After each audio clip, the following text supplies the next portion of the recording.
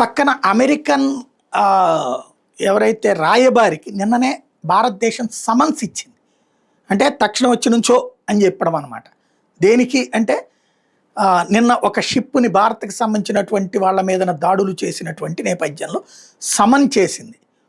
అంత సీరియస్. రెండో పక్కన నిన్న 12 సంవత్సరాలు పూర్తి చేసుకున్న నరేంద్ర మోడీ ప్రభుత్వం భారతదేశ స్వతంత్ర భారత చరిత్రలో ఎన్నికైన అత్యధిక కాలం పాటు పరిపాలించిన ప్రధానిగా రికార్డు సాధించినటువంటి నరేంద్ర మోడీ, జవహర్లాల్ నెహ్రూ రికార్డుని అధిగమించిన నరేంద్ర మోడీకి సంబంధించి నిన్నటి యాక్టివిటీ.